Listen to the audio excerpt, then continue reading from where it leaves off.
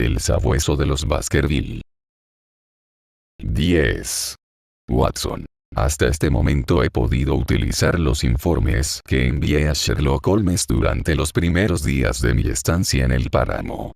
Pero he llegado ya a un punto en mi narración en el que me veo obligado a abandonar ese método y recurrir una vez más a mis recuerdos, con la ayuda del diario que llevaba por entonces. Algunos fragmentos de este último me permitirán enlazar con las escenas que están indeleblemente grabadas en mi memoria. Continuó, por lo tanto, en la mañana siguiente a nuestra infructuosa persecución de Selden y a nuestras extrañas experiencias en el páramo. 16 de octubre, día brumoso y gris con algo de llovizna. La casa está cubierta de nubes en movimiento que se abren de vez en cuando para mostrar las monótonas curvas del páramo, con delgadas vetas plateadas en las faldas de las colinas y rocas distantes, que brillan cuando sus húmedas superficies reflejan la luz. Reina la melancolía fuera y dentro. El baronet ha reaccionado mal ante las emociones de la noche pasada.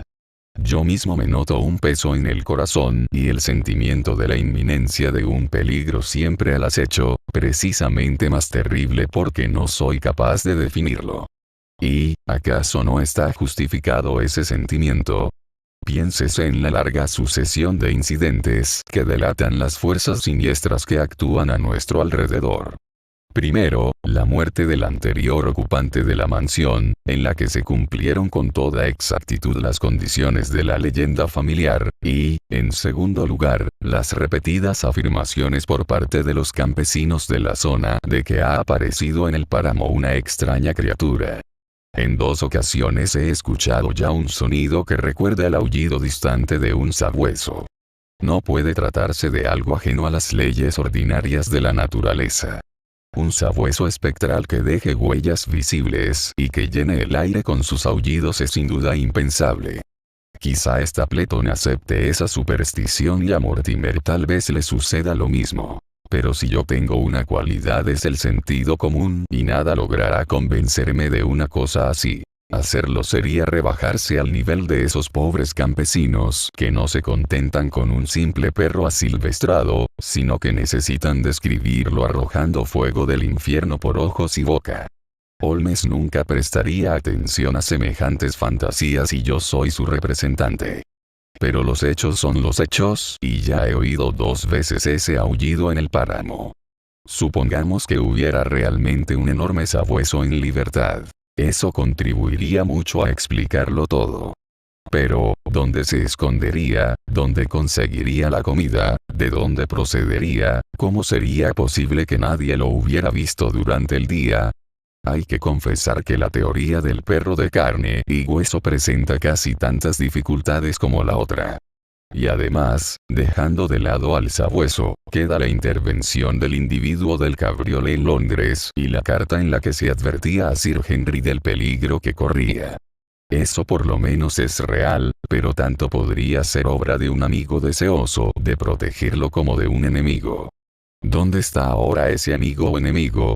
¿Se ha quedado en Londres o nos ha seguido hasta el páramo?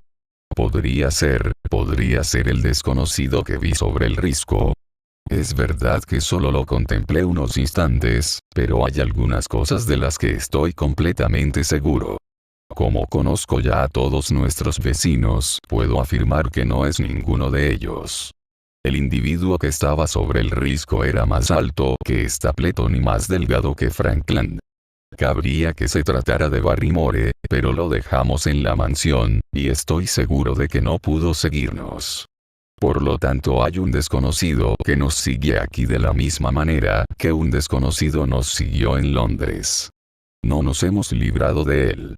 Si pudiera ponerle las manos encima, tal vez resolviéramos todas nuestras dificultades. A esta única finalidad debo consagrar todas mis energías a partir de ahora. Mi primer impulso fue contar mis planes a Sir Henry. El segundo y más prudente ha sido hacer mi juego y hablar lo menos posible. El baronet está silencioso y distraído. El aullido en el páramo lo ha conmocionado extrañamente. No diré nada que contribuya a aumentar su ansiedad, pero tomaré las medidas oportunas para lograr lo que me propongo. Esta mañana tuvimos una pequeña cena después del desayuno. Barrymore pidió permiso para hablar con Sir Henry y se encerraron en el estudio del baronet durante unos minutos. Desde mi asiento en la sala de billar oí más de una vez como ambos alzaban la voz y reconozco que tenía una idea bastante exacta del motivo de la discusión. Finalmente Sir Henry abrió la puerta y me llamó. Barrymore considera que tiene motivos para quejarse, dijo. Opina que no hemos sido justos al dar casa a su cuñado cuando él, libremente, nos había revelado el secreto. El mayordomo se hallaba delante de nosotros, muy pálido pero muy dueño de sí mismo. Quizá haya hablado con demasiado calor, dijo, y, en ese caso, le pido sinceramente que me perdone. Pero me ha sorprendido mucho enterarme de que han regresado ustedes de madrugada y de que han estado persiguiendo a Selden. El pobrecillo ya tiene suficientes enemigos sin necesidad de que yo contribuya a crearle más. Si nos lo hubiera usted revelado por decisión propia, habría sido distinto, dijo el baronet. Pero nos lo contó, o más bien lo hizo su mujer, cuando le obligamos y no tuvo otro remedio. Nunca pensé que se aprovechara de ello, Sir Henry. Nunca lo hubiera creído. Ese hombre es un peligro público. Hay casas solitarias repartidas por el páramo y Selden no se detendría ante nada. Basta con ver su rostro un instante para darse cuenta. Piense, por ejemplo, en la casa del señor Stapleton, sin nadie excepto él para defenderla. Todo el mundo correrá peligro hasta que se le vuelva a poner a buen recaudo. Selden no entrará en ninguna casa, señor. Le doy solemnemente mi palabra. Ni volverá a molestar a nadie en este país. Le aseguro, Sir Henry, que dentro de muy pocos días se habrán tomado las medidas necesarias y estará camino de América del Sur. Por el amor de Dios, señor, le ruego que no informe a la policía de que mi cuñado sigue aún en el páramo. Han abandonado la persecución y será un buen refugio hasta que el barco esté preparado. Y si lo denuncia nos causará problemas a mi mujer y a mí. Se lo suplico, señor, no diga nada a la policía. ¿Qué opina usted, Watson? Me encogí de hombros. Si Selden saliera del país sin causar problemas, los contribuyentes se verían libres de una carga. Pero, ¿qué me dice de la posibilidad de que asalte a alguien antes de marcharse? No hará una locura semejante, señor. Le hemos proporcionado todo lo que necesita. Cometer un delito sería lo mismo que proclamar dónde está escondido. Eso es cierto, dijo Sir Henry. Bien, Barrymore, que Dios le bendiga. Se lo agradezco de todo corazón. Mi pobre mujer se moriría de pena si lo capturasen otra vez. Supongo que estamos haciéndonos cómplices de un delito, ¿no es eso, Watson? Pero después de lo que acabamos de oír, no me creo capaz de entregar a ese hombre, de manera que punto final. De acuerdo, Barrymore, puede usted marcharse. Con unas inconexas palabras de gratitud el mayordomo se dirigió hacia la puerta, pero luego vaciló y volvió sobre sus pasos. Se ha portado usted tan bien con nosotros, señor, que, a cambio, quisiera hacer por usted todo lo que esté en mi mano. Sé algo, Sir Henry, que quizá debiera haber dicho antes, pero solo lo descubrí mucho tiempo después de terminada la investigación. Nunca lo he comentado con nadie. Y tiene que ver con la muerte del pobre Sir Charles. Tanto el baronet como yo nos pusimos en pie. ¿Acaso sabe usted cómo murió? No, señor, eso no lo sé. ¿De qué se trata, entonces? Sé por qué estaba en el portillo a aquella hora. Se había citado con una mujer. ¿Citado con una mujer? Sir Charles. Sí, señor. ¿Sabe usted quién era? No le puedo decir el nombre, señor, pero sí las iniciales. LL, ¿cómo ha sabido usted todo eso, Barrymore? Verá, Sir Henry, su tío recibió una carta aquella mañana. De ordinario recibía muchas a diario porque era un hombre conocido y todo el mundo se hacía lenguas de su buen corazón, así que las personas con problemas recurrían a él. Pero aquella mañana, por casualidad, solo recibió una carta, de manera que me fijé más en ella. Venía de Coombe y la letra del sobre era de mujer. Y... verá, señor. Yo no hubiera vuelto a pensar en ello de no ser por mi mujer que, hace tan solo unas semanas, cuando estaba limpiando el estudio de Sir Charles, no se había tocado desde su muerte, encontró las cenizas de una carta en el hogar de la chimenea. Aunque las cuartillas estaban prácticamente carbonizadas, había un trocito, el final de una página, que no se había disgregado y aún era posible leer lo que estaba escrito, en gris sobre fondo negro. Nos pareció que se trataba de una postdata y decía lo siguiente. Por favor, como es usted un caballero, queme esta carta y esté junto al portillo a las 10 en punto.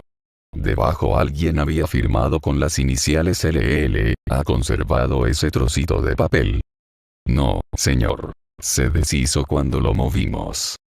Había recibido Sir Charles otras cartas con la misma letra. A decir verdad, no me fijaba mucho en sus cartas. Y tampoco me hubiera fijado en esa de no llegar sola. ¿Y no tiene idea de quién pueda ser LL? No, señor. Estoy tan a oscuras como usted. Pero creo que si pudiéramos localizar a esa dama, sabríamos más acerca de la muerte de Sir Charles. Lo que no entiendo, Barrymore, es cómo ha podido ocultar una información tan importante. Compréndalo, señor. Nuestros problemas empezaron inmediatamente después y, por otra parte, como es lógico, si se piensa en todo lo que hizo por nosotros, los dos sentíamos un gran cariño por Sir Charles. Revolver en ese asunto no podía ayudar ya a nuestro pobre señor, y conviene andar contento cuando hay una dama por medio. Hasta los mejores de entre nosotros, ¿cree usted que podría dañar su reputación? Verá, señor. Pensé que no saldría nada bueno. Pero después de haberse portado usted tan bien con nosotros, me parece que le trataría injustamente si no le contara todo lo que sé. Muy bien, Barrymore. Puede marcharse. Cuando el mayordomo nos hubo dejado, Sir Henry se volvió hacia mí. Bueno, Watson, ¿qué piensa usted de esta nueva pista? Me parece que solo sirve para aumentar la oscuridad, eso pienso yo. Pero si pudiéramos encontrar a él se aclararía todo este asunto. Al menos algo hemos ganado. Sabemos que hay una persona que conoce los hechos y lo único que necesitamos es encontrarla. ¿Qué cree que debemos hacer? Informar a Holmes inmediatamente. Le proporcionará el indicio que ha estado buscando. Y o mucho me equivoco, eso hará que se presente aquí. Regresé inmediatamente a mi habitación y redacté para Holmes el informe sobre nuestra conversación matutina. Era evidente que mi amigo había estado muy ocupado últimamente, porque las notas que me llegaban de Baker Street eran pocas y breves, sin comentarios sobre la información que le había suministrado y casi sin referencia alguna a mi misión. No había duda de que el caso del chantaje absorbía todas sus facultades. Y, sin embargo, este nuevo factor debería con toda seguridad llamar su atención y renovar su interés. Ojalá estuviese aquí. 17 de octubre, ha llovido a cántaros todo el día, y las gotas resuenan sobre la hiedra y caen desde los aleros. Me he acordado del fugitivo en el frío páramo desolado, sin sitio donde guarecerse. Pobrecillo. Sean cuales fueran sus delitos, está sufriendo para expiarlos. Y luego me acordé del otro, del rostro en el cabriolé, de la figura recortada contra la luna. También el que vigilaba sin ser visto, el hombre de la oscuridad, se hallaba a la intemperie bajo aquel diluvio. A la caída de la tarde me puse el impermeable y paseé hasta muy lejos por el páramo empapado de agua, lleno de imágenes oscuras, con la lluvia golpeándome el rostro y el viento silbándome en los oídos. Que Dios tenga de su mano a quienes se acerquen a la gran ciénaga en tales momentos, porque incluso las tierras altas, firmes de ordinario, se están convirtiendo en un pantano. Encontré el risco negro sobre el que había visto al vigía solitario y desde su cima dentada contemplé las melancólicas lomas.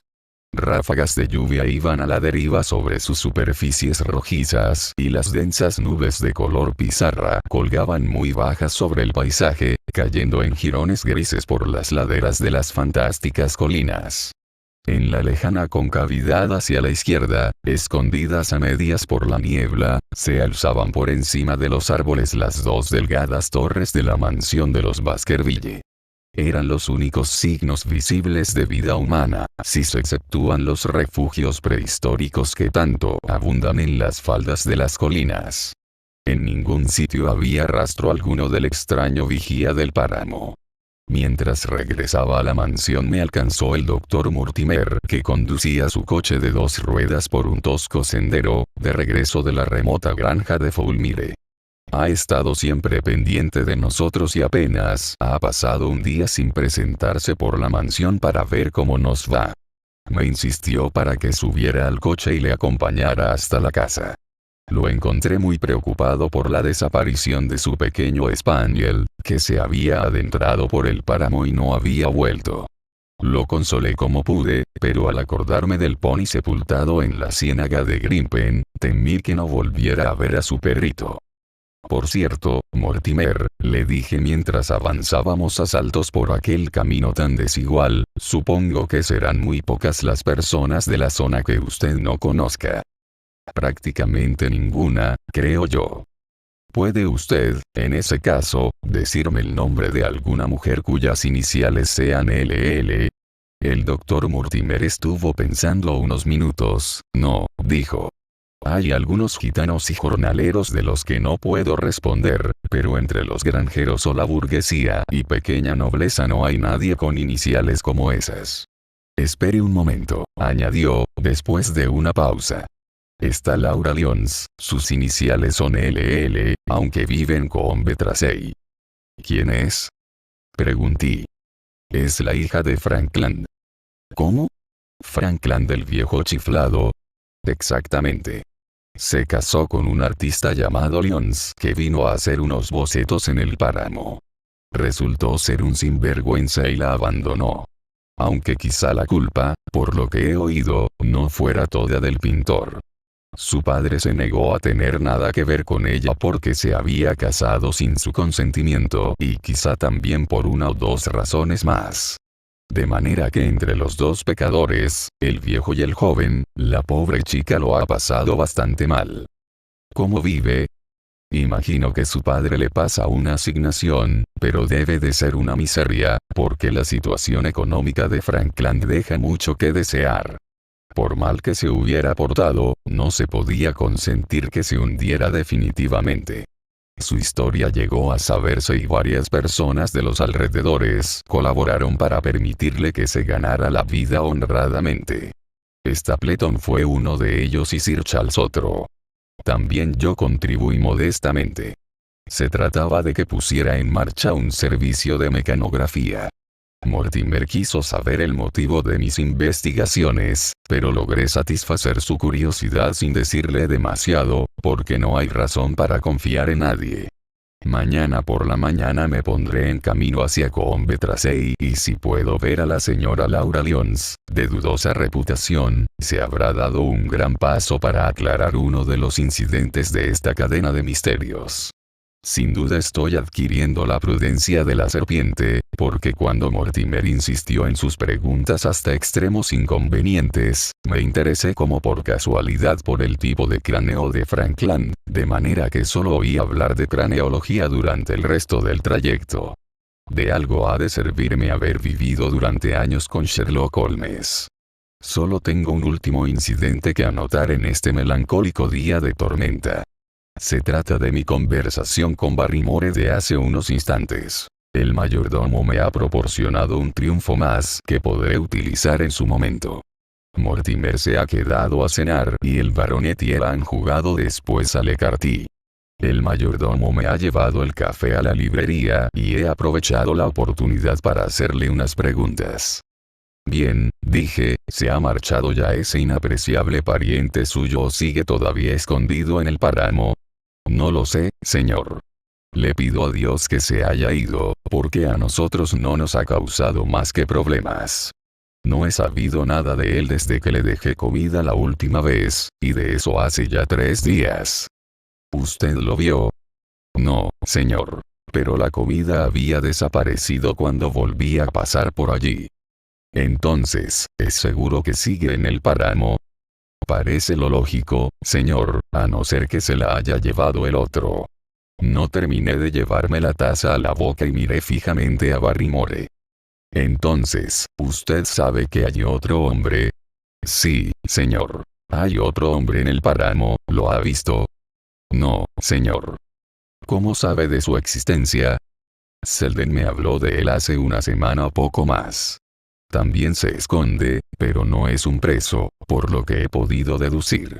No me gusta nada, Dr. Watson. Le digo con toda sinceridad que no me gusta nada, hablaba con repentina vehemencia. Ahora escúcheme usted, Barrymore. Yo no tengo otro interés en este asunto que el de su señor. Estoy aquí para ayudarlo. Dígame, con toda franqueza, ¿qué es lo que no le gusta? Barrymore vaciló un momento, como si lamentara su arranque o le resultara difícil expresar con palabras sus sentimientos. Son todas estas cosas que están pasando, exclamó por fin, agitando la mano en dirección a la ventana que daba al páramo, golpeada por la lluvia. Se está jugando sucio en algún sitio y se está tramando alguna maldad muy negra, eso lo puedo jurar. Me alegraría mucho de que Sir Henry volviera a Londres. Pero, ¿qué es lo que le inquieta? Fíjese en la muerte de Sir Charles. Aquello ya fue terrible, a pesar de todo lo que dijera el coronel. Fíjese en los ruidos que se oyen en el páramo por la noche. No hay una sola persona que quiera cruzarlo después de ponerse el sol ni aunque le paguen por hacerlo. Fíjese en ese desconocido que se esconde, que vigila y espera. ¿Qué es lo que espera? ¿Qué significa todo eso? Seguro que no significa nada bueno para cualquiera que se llame Baskerville, y me marcharé con mucho gusto el día que los nuevos criados puedan hacerse cargo de la mansión. Pero, en cuanto a ese desconocido, dije. ¿No sabe usted nada más acerca de él? ¿Qué le contó Selden? ¿Había descubierto dónde se escondía o qué era lo que estaba haciendo? Lo vio 1 o 2 veces, pero es muy astuto y no enseña su juego.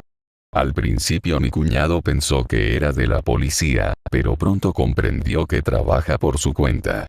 Alguien muy parecido a un caballero, por lo que a él se le alcanzaba, pero no consiguió averiguar qué era lo que estaba haciendo. ¿Y dónde le dijo que vivía?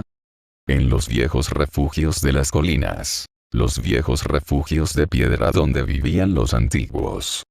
Pero, ¿cómo se las arregla para comer? Selden descubrió que tiene un chico que trabaja para él y le lleva todo lo que necesita. Imagino que va a buscarlo a Coombe-Tracey. Muy bien, Barrymore. Quizás sigamos hablando de todo esto en otro momento. Después de que el mayordomo se marchara me acerqué a la ventana y, a través del cristal empañado, contemplé las nubes veloces y las siluetas estremecidas de los árboles agitados por el viento. Es una noche terrible dentro de casa, pero ¿cómo será en un refugio de piedra en el páramo? ¿Qué intensidad en el odio puede hacer que un hombre aceche en un sitio así en semejante momento? ¿Y qué puede ser lo que se propone que le exige someterse a semejante prueba?